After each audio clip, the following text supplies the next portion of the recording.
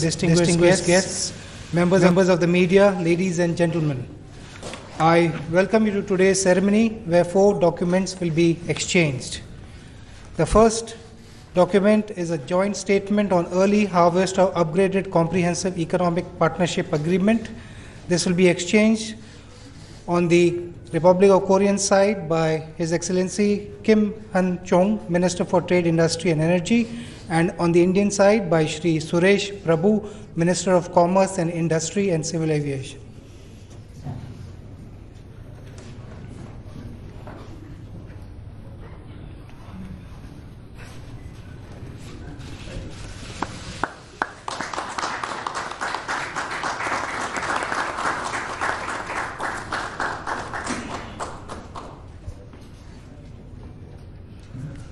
The second document is the MOU on trade remedies to be also exchanged by His Excellency Kim Han-chung, Minister for Trade, Industry and Energy, and Shri Suresh Prabhu, Minister of Commerce, Industry and Civil Aviation.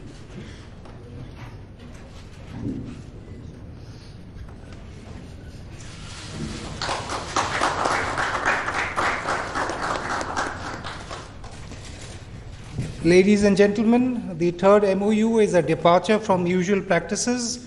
The third MOU is on future strategy group. This will be exchanged by both His Excellency Mr. Kim Hyun-chung, Minister for Trade, Industry and Energy, and His Excellency Mr. Yo-Yo Min, Minister for Science and ICT of the Republic of Korea, and on the Indian side by Shri Suresh Prabhu, Minister for Commerce, Industry, Civil Aviation, and Dr. Harsh Vardhan, Minister for Science, Technology, Earth Science, Environment, Forest and Climate Change.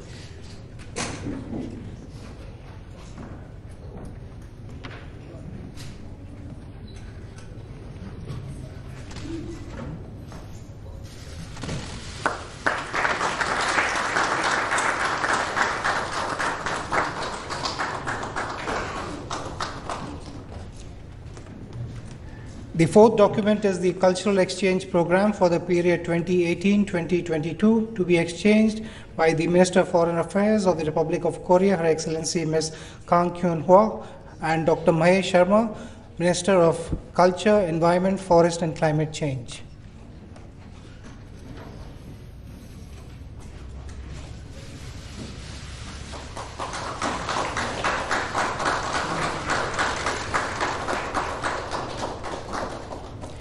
Ladies and gentlemen, I also have the privilege of reporting to this gathering that 7 MOUs were signed between our 2 countries at the sidelines of the visit, and these include MOU on cooperation in the field of scientific and technological research between the Council for Scientific and Industrial Research and the National Research Council of Science and Technology, 2 MOU on research design and standard organization, 3 MOU on cooperation in the field of biotechnology and bioeconomics, 4 MOU on cooperation in the field of ICT and telecommunications, 5 MOU on cooperation in the field of micro, small and medium enterprises, 6 MOU between the Government of Gujarat and Korea Trade Promotion Agency, and 7th MOU regarding Queen Suriratna Memorial Project.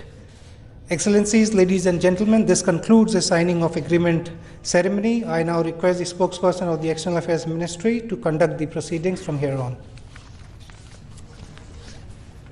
Good afternoon, ladies and gentlemen. I welcome you to this press event, and to begin the proceedings, may I request the Honorable Prime Minister of India to deliver his statement to the press. Your Excellency, राष्ट्रपति moon, Your Excellency, President, यहाँ उपस्थित सभी delegates और friends media, राष्ट्रपति moon की भारत की पहली राजकीय यात्रा पर उनका स्वागत करना मेरे लिए बहुत ही हर्ष का विषय है। लगभग 1 साल पहले मैं पहली बार राष्ट्रपति मून से हैम्बर्ग में G20 समिट के समय मिला और उस समय मैंने उन्हें भारत आने का निमंत्रण दिया था। आज पूरा विश्व कोरियाई प्रायद्वीप में हो रहे घटनाक्रम को बहुत बारीकी से देख रहा है। ऐसे में उन्होंने अपने व्यस्त समय कार्यक्रमों के बीच भारत की यात्रा के लिए समय निकाला है और इसलिए मैं उनका विशेष रूप से अभिनंदन करता हूं। फ्रेंड्स, शायद कम ही लोग जानते हैं कि भारत और कोरिया का संबंध एक प्रकार से पारिवारिक संबंध है। सदियों पहले अयोध्या की एक राजकुमारी प्रिंसेस सूरीरत्ना की शादी कोरिया के राजा से हुई थी। और आपको जानकर आश्चर्य होगा कि आज भी कोरिया में लाखों लोग अपने आप को उनका वंशज मानते हैं। आधुनिक काल में भी भारत और कोरिया का मजबूत संबंध रहा है। कोरिया में युद्ध के समय भारत की पैराशूट फील्ड एम्बुलेंस यूनिट के काम की सराहना आज भी होती है। फ्रेंड्स, कोरिया गणराज्य की आर्थिक और सामाजिक प्रगति विश्व में अपने आप में एक अनूठा उदाहरण है। कोरिया के जनमानस ने दिखाया है कि यदि कोई देश एक समान विजन और उद्देश्य के प्रति वचनबद्ध हो जाता है तो असंभव लगने वाले लक्ष्य भी प्राप्त किए जा सकते हैं।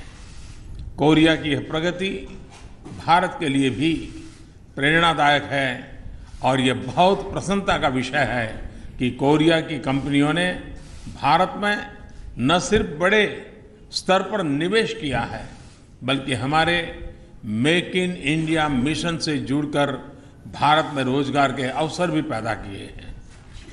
कोरियाई कंपनियों ने क्वालिटी के प्रति अपने कमिटमेंट से कोरियाई प्रोडक्ट्स के लिए भारत के घर घर में अपनी पहचान बनाई है। फ्रेंड्स, आज की हमारी बातचीत में हमने न सिर्फ अपने द्विपक्षीय संबंधों को रिव्यू किया बल्कि क्षेत्रीय और वैश्विक मुद्दों पर अपने विचार भी खुलकर साझा किए। मैं समझता हूं कि नीतिगत स्तर पर भारत की एक्ट ईस्ट पॉलिसी और कोरिया गणराज्य की न्यू सदर्न स्ट्रेटेजी में स्वाभाविक एक रास्ता है और मैं राष्ट्रपति मून के इस विचार का हार्दिक स्वागत करता हूं कि भारत और कोरिया गणराज्य के संबंध उनकी न्यू सदर्न स्ट्रेटेजी का एक आधार स्तंभ है। हमारी बातचीत के परिणाम स्वरूप एक विजन स्टेटमेंट जारी किया जा रहा है। हमारा फोकस अपनी स्पेशल स्ट्रेटेजिक पार्टनरशिप को मजबूत करने पर है। इस रिलेशनशिप का एक स्तंभ हमारे आर्थिक और व्यापारिक संबंध है। आज कुछ देर बाद हम दोनों देशों के प्रमुख सीईओ से भी मिलने वाले हैं। मुझे आशा है कि हमारे ट्रेड एंड इन्वेस्टमेंट लिंक्स को और मजबूत करने के लिए हमें उनसे अच्छे सुझाव मिलेंगे। मुझे प्रसन्नता है कि हमने अपने कॉम्प्रिहेंसिव इकोनॉमिक पार्टनरशिप एग्रीमेंट को अपग्रेड करने की दिशा में आज अर्ली हार्वेस्ट पैकेज के रूप में एक ठोस कदम उठाया है। अपने संबंधों के भविष्य और विश्व में हो रहे रैपिड टेक्नोलॉजी चेंजेस को देखते हुए हमने साथ मिलकर इनोवेशन कोऑपरेशन सेंटर्स की स्थापना और फ्यूचर स्ट्रेटेजिक ग्रुप का गठन करने का भी निर्णय किया है। फ्रेंड्स, कोरियाई प्रायद्वीप की शांति प्रक्रिया को गति देने का, उसे ट्रैक पर रखने का और उसमें प्रगति का पूरा श्रेय राष्ट्रपति मून को जाता है। मैं मानता हूं कि जो सकारात्मक वातावरण बना है वह राष्ट्रपति मून के ही अथक प्रयासों का परिणाम है। इस प्रगति के लिए मैं राष्ट्रपति मून का अभिनंदन करता हूं। आज की हमारी बातचीत में मैंने उन्हें बताया कि पूर्वोत्तर और दक्षिण एशिया के प्रोलिफरेशन लिंक्स भारत के लिए भी चिंता का विषय है और इसलिए इस शांति प्रक्रिया की सफलता में भारत भी एक स्टेक होल्डर है। तनाव कम करने में जो भी सहयोग हो सकेगा हम अवश्य करेंगे और इसलिए हमने अपने परामर्श और समन्वय की गति बढ़ाने का निर्णय लिया है। सचिव स्तर के 2+2 डायलॉग और मंत्री स्तर की जॉइंट कमीशन की आगामी मुलाकातें इस संदर्भ में काफी महत्वपूर्ण होगी। फ्रेंड्स, मैं एक बार फिर राष्ट्रपति मून, उनकी धर्मपत्नी और शिष्टमंडल के सभी प्रतिनिधियों का भारत में हार्दिक स्वागत करता हूं। आने वाले समय में उनके सभी शांति प्रयासों में सफलता के लिए मैं अपनी तरफ से और 125 करोड़ हिंदुस्तानियों की ओर से अनेक अनेक शुभकामनाएं देता हूं। दासी मान्नायो गोंग सुमनिदा, हम फिर मिलेंगे। My delegation. Since the G20 summit in Hamburg last July, I've come to meet Prime Minister Modi again in just 1 year. In that time, through social media, we celebrated the International Day of Yoga and continued communication with each other. Perhaps this is why I feel close to him like an old friend. For the last 2 days, we have spent much time together, having in-depth dialogues on a wide range of topics. At the Gandhi Smriti, we thought about world peace together. At the inauguration ceremony of Samsung Electronics Noida new plant, we affirmed our solid commitment to the expansion of economic cooperation between our two countries. We also took the subway together, and we were able to meet a number of Indian citizens, and we were able to solidify our friendship even further. India and Korea, for the last 45 years since establishing diplomatic ties, developed our bilateral relation in various fields. And in 2015, on the occasion of Prime Minister Modi's visit to Korea, escalated it to special strategic partnership. Now, after 3 years have passed, Prime Minister Modi is pursuing Act East policy that attaches importance to cooperation with Korea, and I'm pressing ahead with new Southern policy that takes India as Korea's key partner for cooperation. At the summit today, we share the view that now is the right time to substantiate Korea-India Special Strategic Partnership and lift the partnership to the next level. Today, Prime Minister Modi and I agreed to promote cooperation for people, prosperity, and peace, and respond to the fourth industrial revolution so as to create engines of future growth envisioned by 3P plus cooperation in a vigorous manner. Specific measures to that end were discussed. First, by facilitating exchange between peoples of our two countries, we decided to broaden the scope of mutual understanding and empathy. We will make mutual summit-level visits on a regular basis to complement and support intergovernmental consultations. This was welcome news I heard. Some 100 million students of India will now be able to learn about Korea's history of printing technologies such as Tripitaka Koreana and Jikji, and also its economic development and democratization, as well as candlelight revolution that has become the model of democracy. In fact, the Tripitaka Koreana and Jikji are the fruit blossomed by the Buddhist culture, which is disseminated by way of India. On that note, I expressed my special appreciation to Prime Minister Modi and the government of India. Secondly, by utilizing our mutually economic structure and cooperation potential, we have agreed to expand our economic cooperation. Korean companies doing business in India are living up to the Prime Minister's Make in India initiative and leading our bilateral economic cooperation efforts. Going forward, I hope that more Korean companies will invest in India so that the foundation for mutual prosperity can be further expanded. The Prime Minister and I discussed ways in which we can go beyond big companies and help foster ties between promising small to medium-sized companies and startups in our respective countries, and we agreed to promote substantial measures to encourage their cooperation. Furthermore, in India's large-scale infrastructure projects in areas such as smart cities, power generation, railroads, streets, ports, and renewable energy, highly competitive Korean companies can be encouraged to participate. And to that end, we agree to take a keen interest in this issue and cooperate together. And based on this, we have agreed that from 20 billion to the current amount by 2030, we're going to expand our trade volume to 50 billion US dollars. Furthermore, the Prime Minister and I discussed the new Korea-India SEPA negotiations and expressed our appreciation for these efforts.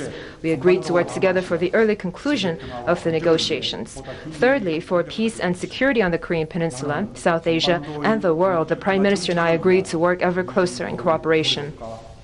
I explained to the Prime Minister the Korean government's efforts and initiatives to establish permanent peace on the Korean Peninsula and expressed my gratitude to India's unwavering support. To that, the Prime Minister replied that he will continue to cooperate actively for the sake of peace on the Korean Peninsula and further reaffirmed his position.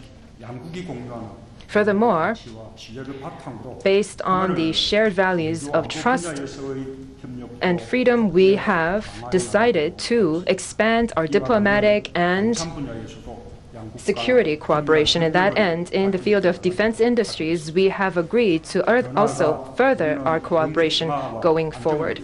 Furthermore, for the sake of regional peace and stability, we have agreed to strengthen our cooperation within the regional multilateral consultative frameworks, such as the East Asia Summit and the ASEAN Regional Forum.